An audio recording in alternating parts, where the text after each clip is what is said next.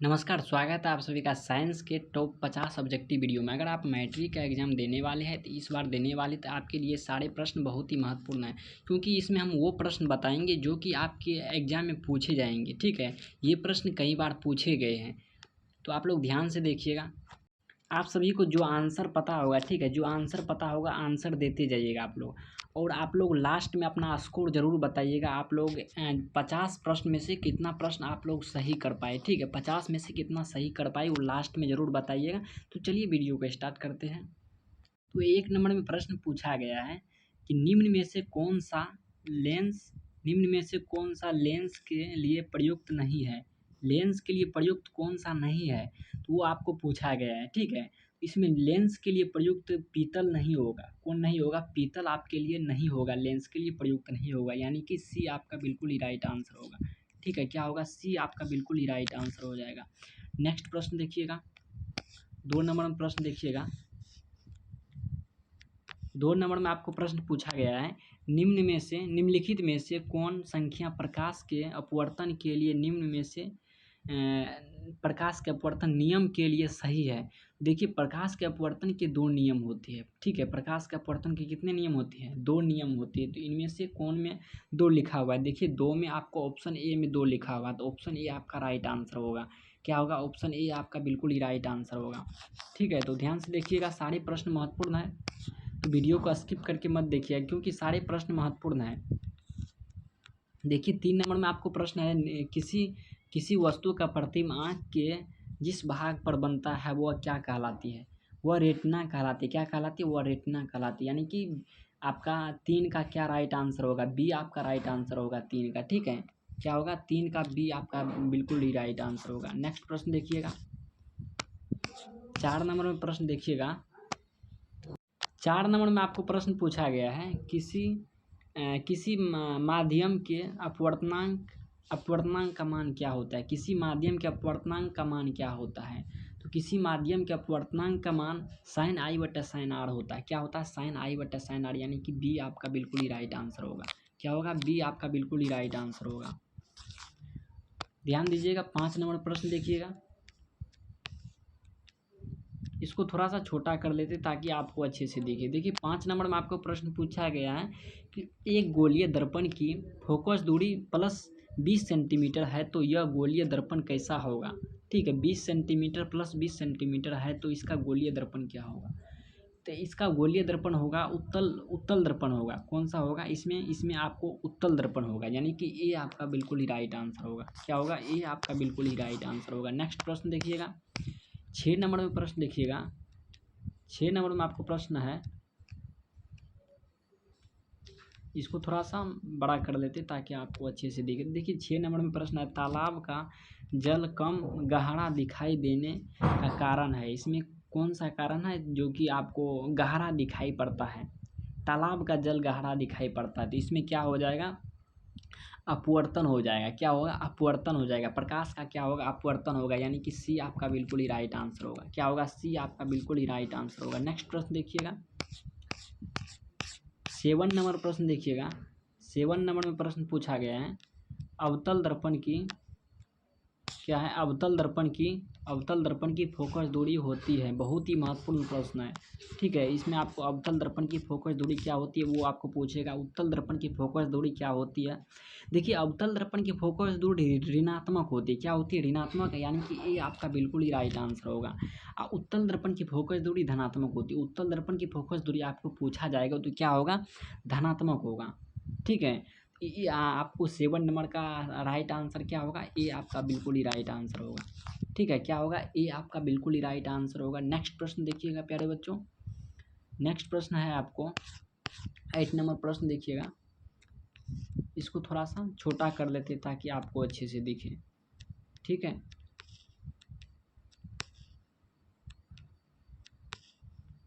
देखिए 8 नंबर में प्रश्न क्या है। 8 नंबर में आपको पूछा गया है, किसी अवतल दर्पण की फोकस दूरी f और उसकी वक्रता त्रिज्या r, तो निम्नलिखित में से कौन संबंध इसमें से सही है? वो आपको पूछा गया है। तो आप लोग पढ़े होंगे,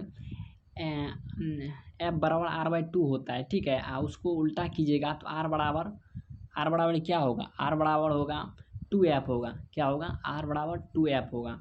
ठीक है, तो R बराबर 2F यानी कि किस में है? ऑप्शन बी में है R बराबर 2F। ठीक है, तो ऑप्शन बी आपका बिल्कुल ही राइट आंसर होगा। क्या होगा? ऑप्शन बी आपका बिल्कुल ही राइट आंसर होगा। क्या होगा? बी आपका बिल्कुल ही राइट आंसर होगा। नेक्स्ट प्रश्न देखिएगा, 9 नंबर में प्रश्न देखिएगा। 9 नंबर में आपको प्रश्न लिखा गया है इलेक्ट्रिक हीटर की कुंडली बनाने में किस पदार्थ का प्रयोग किया जाता है। ठीक है, इलेक्ट्रिक हीटर होती है, उसमें उसको कुंडली बनाने में किस पदार्थ का उपयोग किया जाता है। ठीक है, किस पदार्थ का प्रयोग किया जाता है, तो वो आपको हो जाएगा नाइक्रोम हो जाएगा। क्या होगा? नाइक्रोम, यानी कि डी आपका बिल्कुल ही राइट आंसर होगा। क्या होगा? डी आपका बिल्कुल ही राइट आंसर होगा। ठीक है, क्या होगा? डी आपका बिल्कुल ही राइट आंसर होगा। नेक्स्ट प्रश्न देखिएगा, 10 नंबर में आपको प्रश्न पूछा गया है, 1 यूनिट विद्युत ऊर्जा का मान है। क्या पूछा गया है? 1 यूनिट विद्युत ऊर्जा का मान है। 1 यूनिट विद्युत ऊर्जा का मान क्या हो जाएगा? ठीक है, तो 10 का आपको आंसर हो जाएगा 3.6 गुना 10⁻6 जूल हो जाएगा। ठीक है, क्या होगा? ये प्रश्न कई बार पूछा गया है, तो ध्यान से देखिएगा, ये प्रश्न बहुत ही महत्वपूर्ण है। देखिए, आपको 10 का आंसर हो जाएगा, डी आपको हो जाएगा 3.6 गुना 10⁻6 जूल हो जाएगा। डी आपका बिल्कुल ही राइट आंसर होगा। क्या होगा? डी आपका बिल्कुल ही राइट आंसर होगा। नेक्स्ट प्रश्न देखिएगा, 11 नंबर प्रश्न देखिएगा प्यारे बच्चों। 11 नंबर में आपको प्रश्न पूछा गया है, किलोवाट घंटा एक इकाई है। किलोवाट घंटा एक इकाई है, यानी कि किलोवाट घंटा का मात्रक क्या होगा, वो आपको पूछा गया है। तो किलोवाट घंटा का मात्रक हो जाएगा शक्ति हो जाएगा। ठीक है, शक्ति हो जाएगा। क्या होगा? शक्ति, यानी कि बी आपका बिल्कुल ही राइट आंसर होगा। क्या होगा? बी आपका बिल्कुल ही राइट आंसर होगा। नेक्स्ट प्रश्न देखिएगा, ध्यान से देखिएगा, 12 नंबर प्रश्न। 12 नंबर प्रश्न में आपको पूछा गया है कि विद्युत फ्यूज धारा के किस सिद्धांत पर कार्य करता है। विद्युत फ्यूज जो होते हैं जिसमें तार जोड़ा जाता है। ठीक है, विद्युत फ्यूज धारा के किस सिद्धांत पर कार्य करता है, तो वो आपको किस सिद्धांत पर कार्य करता है वो आपको बताना है। ठीक है, तो 12 का राइट आंसर क्या हो जाएगा? ऊष्मीय धारा के सिद्धांत पर कार्य करता है। ए आपका बिल्कुल ही राइट आंसर होगा। क्या होगा? ए आपका बिल्कुल ही राइट आंसर होगा। नेक्स्ट प्रश्न देखिएगा प्यारे बच्चों, 13 नंबर प्रश्न देखिएगा ध्यान से। 13 नंबर प्रश्न आपको पूछा गया है, वोल्टमीटर को विद्युत परिपथ में किस क्रम में जोड़ा जाता है। ठीक है, ये भी प्रश्न बहुत ही महत्वपूर्ण है। वोल्टमीटर को विद्युत परिपथ में किस क्रम में जोड़ा जाता है, तो वोल्टमीटर को आपको देखिए, ऑप्शन भी देखिए, श्रेणी क्रम था ऊपर में ऑप्शन ए में, ऑप्शन बी में है समांतर क्रम, ऑप्शन सी में है ए और बी दोनों, इनमें से कोई नहीं। तो क्या हो जाएगा? 13 का आंसर क्या होगा? 13 का आंसर दीजिएगा आप लोग। 13 का आंसर होगा श्रेणीकरण में। किस में होगा? श्रेणीकरण में। ए आपका बिल्कुल ही राइट आंसर होगा। क्या होगा? ए आपका बिल्कुल ही राइट आंसर होगा। क्या होगा? ए आपका बिल्कुल ही राइट आंसर होगा। नेक्स्ट प्रश्न देखिएगा, 14 नंबर प्रश्न देखिएगा ध्यान से। 14 नंबर प्रश्न आपको पूछा गया है कि विद्युत परिपथ में दो बिंदुओं के बीच विभवांतर मापने के लिए प्रयुक्त होती है। ये भी प्रश्न बहुत ही महत्वपूर्ण है। ठीक है, ध्यान से देखिएगा, विद्युत परिपथ में दो बिंदुओं के बीच विभवांतर मापने के लिए प्रयुक्त होता है। कौन सा होता है? आमीटर होता है, वोल्ट मीटर, गैल्वेनोमीटर, प्लग कुंजी। तो इनमें से कौन सा ऑप्शन राइट आंसर होगा?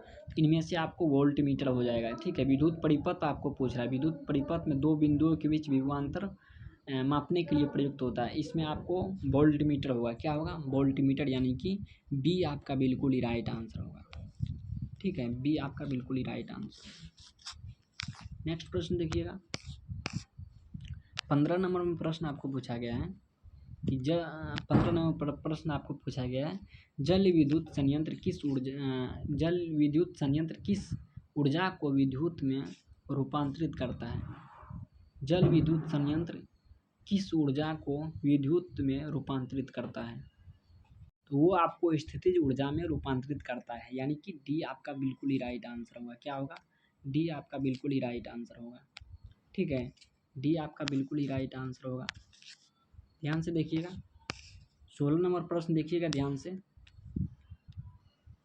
16 नंबर प्रश्न आपको पूछा गया है कि विद्युत बल्ब में कौन सी गैस भरी जाती है, ये भी प्रश्न बहुत ही महत्वपूर्ण है। विद्युत बल्ब में कौन सी गैस भरी जाती है, तो विद्युत बल्ब में निष्क्रिय गैस भरी जाती है। कौन सी गैस भरी जाती है, निष्क्रिय गैस, यानी कि सी आपका बिल्कुल राइट आंसर होगा। ठीक है, क्या होगा, सी आपका बिल्कुल ही राइट आंसर होगा। नेक्स्ट प्रश्न देखिएगा, इसको थोड़ा सा छोटा कर देते ताकि आपको अच्छे से दिखे।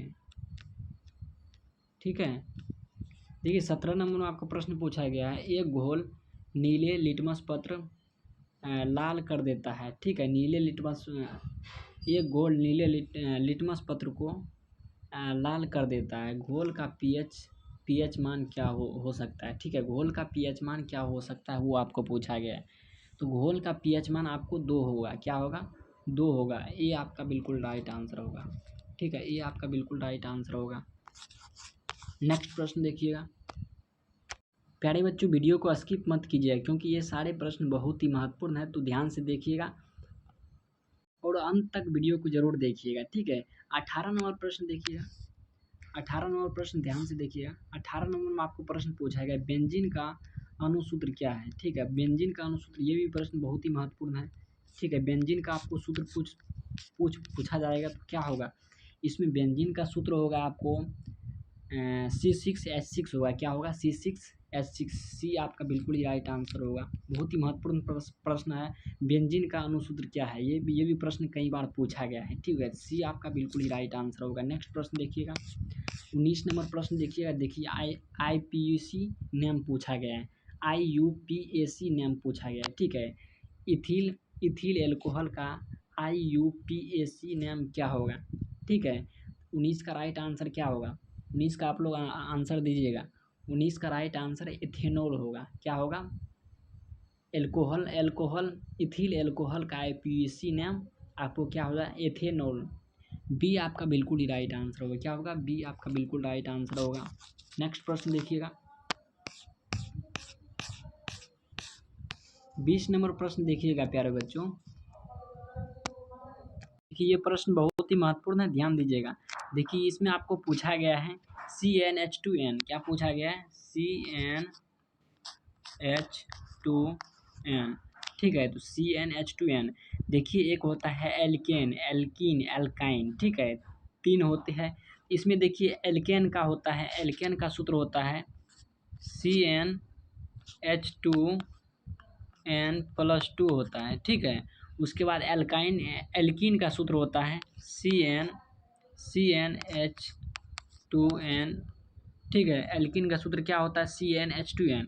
उसके बाद एक होता है एल्काइन। ठीक है, एल्काइन का सूत्र होता है CnH2n+2। ठीक है, तो ये इसमें आपको पूछा गया है CnH2n आपको पूछा गया तो किसका सूत्र होगा, इसमें आपको एल्कीन का सूत्र होगा। किसका होगा, एल्कीन का। बी आपका बिल्कुल राइट आंसर होगा। क्या होगा, बी आपका बिल्कुल राइट आंसर होगा। ध्यान दीजिएगा, ये आपको सूत्र पूछ सकता है आपको एग्जाम में। ठीक है, तो ये सूत्र को जरूर याद कर लीजिएगा। आपको क्या होगा, बी आपका बिल्कुल राइट आंसर होगा, एल्कीन। ठीक है, बी आपका बिल्कुल ही राइट आंसर होगा। नेक्स्ट प्रश्न देखिएगा, 21 नंबर में आपको प्रश्न पूछा गया है कि लोहे का परमाणु संख्या क्या होगा। ठीक है, लोहे का परमाणु संख्या है, तो लोहे का परमाणु संख्या इसमें से क्या होगा वो आपको बताना है। 21 का राइट आंसर क्या होगा, 21 का राइट आंसर होगा 26। ठीक है, लोहे का परमाणु संख्या क्या होगा, लोहे Fe26 हो गए। लोहे का परमाणु संख्या Fe26 होगा। बी आपका बिल्कुल राइट आंसर होगा। क्या होगा, बी आपका बिल्कुल राइट आंसर होगा। नेक्स्ट प्रश्न देखिएगा, 22 नंबर प्रश्न देखिएगा प्यारे बच्चों, ध्यान से देखिएगा। 22 नंबर प्रश्न, इसको थोड़ा सा छोटा कर लेते ताकि आपको अच्छे से दिखें। देखिए 22 नंबर में आपको प्रश्न पूछा गया है कि स्टेनलेस स्टील में लोहे एवं कार्बन के अलावा अन्य तत्व रहते हैं। अन्य कौन कौन तत्व होते हैं वो आपको बताना है। ठीक है, अन्य इसमें तत्व होते हैं निकेल एवं क्रोमियम। क्या होती है, निकेल एवं क्रोमियम। सी आपका बिल्कुल राइट आंसर होगा। 22 का सी आपका बिल्कुल राइट आंसर होगा। नेक्स्ट प्रश्न देखिएगा, 23 नंबर में आपको प्रश्न पूछा गया है कि पीतल है। बहुत ही महत्वपूर्ण प्रश्न है प्यारे बच्चों, ध्यान से देखिएगा। ठीक है, बहुत ही महत्वपूर्ण प्रश्न, विविध प्रश्न है। पीतल क्या है, ये आपको कई बार पूछा गया है कि पीतल क्या है। पीतल इसमें आपको हो जाएगा मिश्र धातु। कौन सा होगा, पीतल कौन सा धातु होगा, मिश्र धातु होगा, यानी कि सी आपका बिल्कुल राइट आंसर होगा। नेक्स्ट प्रश्न देखिएगा, 24 नंबर में आपको प्रश्न है, निम्नलिखित यौगिकों में कौन अम्ल है। ठीक है, इसमें कौन सा अम्ल है वो आपको पूछा गया है। तो इसमें अम्ल आपको हो जाएगा H2SO4। क्या होगा, H2SO4 अम्ल हो जाएगा। बी आपका बिल्कुल राइट आंसर होगा। नेक्स्ट प्रश्न, 25 नंबर प्रश्न में आपको पूछा गया, निम्नलिखित में कौन प्राकृतिक सूचक है। प्राकृतिक सूचक इसमें से कौन सा है, तो प्राकृतिक सूचक हल्दी हो जाएगा। क्या होगा, हल्दी, ये आपका बिल्कुल राइट आंसर होगा। नेक्स्ट प्रश्न देखिएगा, नेक्स्ट प्रश्न है 26 नंबर में प्रश्न आपको पूछा गया, ध्यान से देखिएगा। ठीक है, ध्यान से देखिएगा। अब देखिए 25 नंबर में आपको पूछा गया है, सिंगल बॉन्ड OH क्रियाशील समूह मूलक वाले यौगिक का क्या नाम है, वो आपको बताना है। इसमें से आपको क्या हो जाएगा, एल्कोहल आपको हो जाएगा। क्या होगा, एल्कोहल। इसमें आपका राइट आंसर बी होगा। क्या होगा, बी आपका बिल्कुल राइट आंसर होगा। ये भी प्रश्न कई बार पूछा गया है, ध्यान से देखिएगा। बी आपको बिल्कुल राइट आंसर होगा। नेक्स्ट प्रश्न देखिएगा, 27 नंबर प्रश्न देखिएगा। 27 नंबर में आपको प्रश्न है, कैल्शियम का कार्बाइड जल के साथ अभिक्रिया करके बना देता है। क्या बना देता है, जल के साथ अभिक्रिया करके, वो आपको राइट आंसर होगा, इथीन बना देता है। क्या बना देता है, इथीन, यानी कि सी आपका बिल्कुल राइट आंसर होगा। ध्यान से देखिएगा। 28 नंबर पे प्रश्न देखिए ध्यान से। 28 नंबर प्रश्न है आपको, ओजोन के एक अणु में ऑक्सीजन के परमाणु की संख्या कितनी होती है, वो आपको पूछा गया। ओजोन की, तो ओजोन के एक परमाणु, ठीक है, ओजोन के एक परमाणु में ऑक्सीजन के परमाणु की संख्या कितनी होती है, तो वो आपको कितनी होती है, 3 होती है। सी आपका बिल्कुल राइट आंसर होगा। क्या होगा, सी आपका बिल्कुल राइट आंसर होगा। ध्यान दीजिएगा। 29 नंबर प्रश्न देखिएगा ध्यान से, यह प्रश्न बहुत महत्वपूर्ण प्रश्न है। आपको पूछा गया है कि कमरे के ताप पर द्रव की अवस्था में पाए जाने वाली धातु कौन सी है। बहुत ही महत्वपूर्ण प्रश्न है, ये प्रश्न कई बार पूछे गए। तो ध्यान से देखिए, कमरे के ताप पर द्रव की अवस्था में रहने वाली कौन सी धातु रहती है, वो आपको हो जाएगा 29 का राइट आंसर होगा, पारा होती है। कौन होती है, पारा होती है। ठीक है, ये आपका बिल्कुल राइट आंसर हुआ। ये प्रश्न कई बार पूछा गया है। ठीक है, कमरे के ताप पर द्रव की अवस्था में रहने वाली धातु पारा, आपको ये आपका राइट आंसर होगा। ठीक है, नेक्स्ट प्रश्न देखिएगा। 30 नंबर प्रश्न देखिएगा प्यारे बच्चों, सरलतम कार्बोहाइड्रेट है, हाइड्रोकार्बन आपको पूछा गया है। तो सरलतम हाइड्रोकार्बन आपको हो जाएगा मीथेन हो जाएगा। ठीक है, ऑप्शन ए आपका बिल्कुल राइट आंसर होगा। नेक्स्ट प्रश्न देखिएगा, 31 नंबर प्रश्न देखिएगा प्यारे बच्चों। 31 नंबर में आपको प्रश्न पूछा गया है कि निम्नलिखित में कौन क्षारीय ऑक्साइड है। ठीक है, क्षारीय ऑक्साइड इनमें से कौन सा है, तो क्षारीय ऑक्साइड Na2O हो जाएगा। ठीक है, डी आपका बिल्कुल राइट आंसर होगा। नेक्स्ट प्रश्न देखिएगा, 32 नंबर प्रश्न देखिएगा प्यारे बच्चों। 32 नंबर में आपको प्रश्न पूछा गया है, बेकिंग पाउडर एक मिश्रण है। ऑप्शन देखिएगा, ऑप्शन इसका राइट आंसर क्या होगा, 32 का राइट आंसर क्या होगा, आप लोग आंसर दीजिएगा 32 का। ठीक है, 32 का राइट आंसर होगा, आप लोग दीजिएगा 32 का राइट आंसर। ठीक है, 32 का राइट आंसर आपको क्या हो जाएगा, NaHCO3 एवं एसिटिक अम्ल का हो जाएगा। ठीक है, बी आपका बिल्कुल ही राइट आंसर होगा। क्या होगा, बी आपका बिल्कुल ही राइट आंसर होगा। नेक्स्ट प्रश्न देखिएगा प्यारे बच्चों, 33 नंबर में आपको प्रश्न पूछा गया है, न्यूक्लियस शब्द किनके द्वारा दी गई, न्यूक्लियस शब्द किनके द्वारा दी गई थी। तो न्यूक्लियस शब्द आपको रॉबर्ट ब्राउन के द्वारा दिया गया। किसके द्वारा दिया गया, रॉबर्ट ब्राउन के द्वारा दिया गया। ये आपका बिल्कुल राइट आंसर होगा। ठीक है, नेक्स्ट प्रश्न देखिएगा, 34 नंबर सॉरी बच्चों 34 नंबर प्रश्न देखिएगा, पौधे में भोजन किस रूप किस रूप में जमा होता है? पौधे में भोजन किस रूप में जमा होते हैं? ये भी प्रश्न बहुत ही महत्वपूर्ण है। 34 नंबर का प्रश्न भी बहुत महत्वपूर्ण है। वो आपको स्टार्च के रूप में जमा रहता है। किसके रूप में? पौधे में भोजन के रूप में जमा रहता है, स्टार्च के रूप में। सी आपका बिल्कुल राइट आंसर होगा। क्या होगा? सी आपका बिल्कुल राइट आंसर। नेक्स्ट प्रश्न देखिएगा, 35 नंबर प्रश्न देखिएगा ध्यान से। 35 नंबर में आपको पूछा गया है, थोड़ा इसको छोटा कर दे ताकि आपको अच्छे से दिखे। देखिए आपको 35 नंबर में प्रश्न पूछा गया है, प्रसिद्ध पुस्तक द माइक्रोग्राफिया किनके द्वारा लिखी गई? माइक्रोग्राफिया पुस्तक किनके द्वारा लिखी गई? ठीक है, माइक्रोग्राफिया पुस्तक किनके द्वारा लिखी गई? तो माइक्रोग्राफिया पुस्तक आपको रॉबर्ट हुक के द्वारा लिखा गया। किसके द्वारा? रॉबर्ट हुक के द्वारा लिखा गया। आपको डी आपका बिल्कुल ही राइट आंसर होगा। नेक्स्ट प्रश्न देखिएगा, 36 नंबर प्रश्न देखिएगा ध्यान से। 36 नंबर में आपको प्रश्न पूछा गया है कि पौधों और पशुओं की कोशिका का वैज्ञानिक अध्ययन क्या कहलाती है? ठीक है, पौधे और पशुओं की वैज्ञानिक कोशिकाओं का वैज्ञानिक अध्ययन क्या कहलाती है? 36 का राइट आंसर क्या होगा? 36 का राइट आंसर होगा कोशिका विज्ञान कहलाती है। क्या कहलाती है? कोशिका विज्ञान, यानी कि बी आपका बिल्कुल ही राइट आंसर होगा। नेक्स्ट प्रश्न देखिएगा, 37 नंबर प्रश्न देखिएगा ध्यान से प्यारे बच्चों। 37 नंबर में आपको पूछा गया है कि मानव हृदय घिरा होता है। मानव हृदय किससे घिरा होता है? मानव हृदय पेरिकार्डियम किससे जुड़ा होता है? पेरिकार्डियम से जुड़ा होता है, यानी कि ये आपका बिल्कुल ही राइट आंसर होगा। क्या होगा? ये आपका बिल्कुल राइट आंसर होगा। नेक्स्ट प्रश्न देखिएगा, 38 नंबर प्यारे बच्चों ध्यान से देखिएगा। 38 नंबर में आपको पूछा गया है कि विजांड की ओर पराग नलिका की वृद्धि का कारण होता है? क्या कारण होता है विजांड की ओर पराग नलिका की वृद्धि जो होती है? ठीक है, तो 38 का राइट आंसर होगा ऑप्शन बी होगा। ठीक है, केमोट्रोपिज्म। ठीक है, बी आपका बिल्कुल राइट आंसर होगा। नेक्स्ट प्रश्न देखिएगा, नेक्स्ट प्रश्न 39 नंबर प्रश्न आपको पूछा गया है कि मनुष्य में श्वेत रक्त कोशिकाओं का जीवन अवधि कितनी होती है? ठीक है, श्वेत रक्त कोशिका की जीवन अवधि आपको 12 से 20 दिन की होती है। किससे कितना होती है? 12 से 20 दिन। ये आपका बिल्कुल राइट आंसर। नेक्स्ट प्रश्न देखिएगा,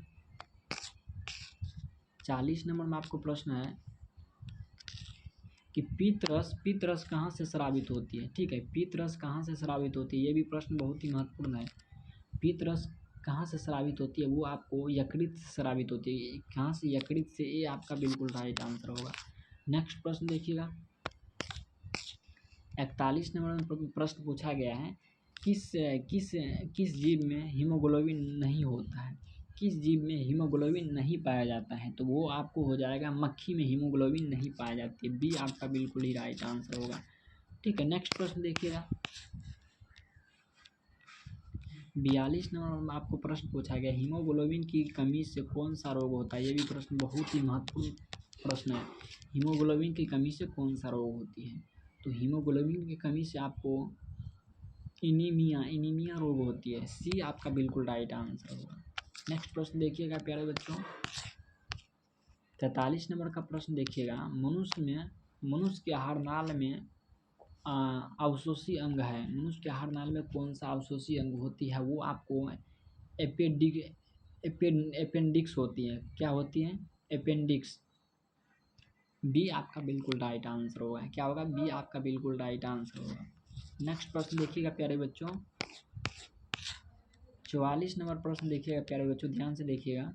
44 नंबर में आपको प्रश्न पूछा गया है निम्नलिखित में कौन टिप्स एंजाइम का कार्य होता है? देखिए बायोलॉजी से प्रश्न है, निम्नलिखित में कौन ट्रिप्रेशन एंजाइम का कार्य होता है? तो वो आपको क्या हो जाएगा?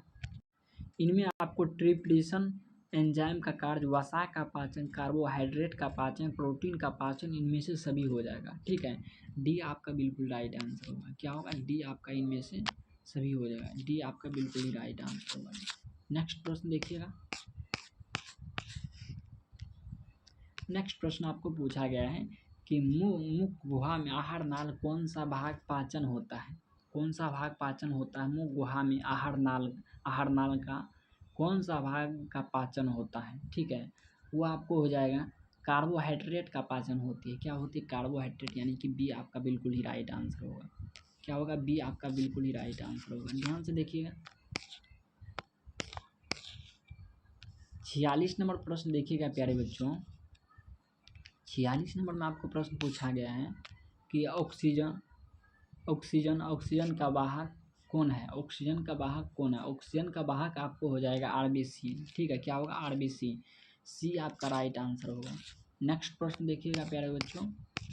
नेक्स्ट प्रश्न आपको है 47 नंबर में प्रश्न है, रक्त में शर्करा का स्तर नियंत्रित करता है। शर्करा का स्तर नियंत्रित कौन करता है इनमें से आपको हो जाएगा इंसुलिन करता है। कौन करता है? इंसुलिन, यानी कि डी आपका बिल्कुल राइट आंसर होगा। नेक्स्ट प्रश्न देखिएगा। 48 नंबर में प्रश्न आपको पूछा गया है कि मानव शरीर में सबसे लंबी कोशिका कौन है? मानव शरीर में सबसे लंबी कोशिका कौन है, वो आपको पूछा गया है। तो वो आपको तंत्रिका कोशिका हो जाएगा। क्या होगा? तंत्रिका कोशिका, यानी कि सी आपका बिल्कुल राइट आंसर होगा। क्या होगा? सी आपका बिल्कुल राइट आंसर होगा। नेक्स्ट प्रश्न देखिएगा। 49 नंबर प्रश्न देखिएगा, बहुत ही महत्वपूर्ण प्रश्न है। ठीक है, प्रकाश के परावर्तन के कितने नियम है? वो इससे पहले आपको एक बार पूछे गए तो प्रकाश के अपवर्तन के जो है ना कितने नियम होते हैं, वो आपको पूछा गया है। ठीक है, इसमें आपको पूछा गया है कि प्रकाश के परावर्तन के कितने नियम है। कितने नियम आप लोग पढ़े होंगे? 2 नियम होते हैं। कितने नियम होती है? 2 नियम होती हैं। आपको क्या हो जाएगा? 49 का राइट आंसर बी आपका हो जाएगा। ठीक है, बी आपका बिल्कुल राइट आंसर होगा। नेक्स्ट प्रश्न देखिएगा प्यारे बच्चों। छोटा छोटा प्रश्न पूछ देता है। ठीक है, तो छोटा छोटा प्रश्न को भी ध्यान में रखना है। देखिए, आपको पूछा गया है अवतल लेंस का आवर्धन होता है। अवतल लेंस का आवर्धन क्या होता है? भी बटा यू होता है। क्या होता है? भी बटा यू होता है। ठीक है, भी बटा क्या होता है? भी बटा यू होता है, यानी कि भी बटा यू किस में है? ऑप्शन डी में है। ऑप्शन डी आपका बिल्कुल राइट आंसर होगा। ठीक है, तो ये रहा प्यारे बच्चों आपको 50 महत्वपूर्ण प्रश्न जो कि आपके एग्जाम में पूछे जाएंगे। सारे प्रश्न बहुत ही महत्वपूर्ण थे साइंस के। ठीक है, कमेंट करके ज़रूर बताइएगा कि आप लोग 50 में से कितना सही कर पाए। ठीक है, 50 प्रश्न थे, इसमें से आप लोग कितना सही कर पाए। ठीक है, कितना 50 प्रश्न थे, इसमें से आप लोग कितना सही कर पाए, वो आप लोग कमेंट करके ज़रूर बताइएगा। और चैनल पर पहली बार आए तो चैनल को सब्सक्राइब जरूर कीजिएगा। ठीक है, तो मिलते हैं प्यारे बच्चों नेक्स्ट वीडियो में। तब तक के लिए जय हिंद, जय भारत।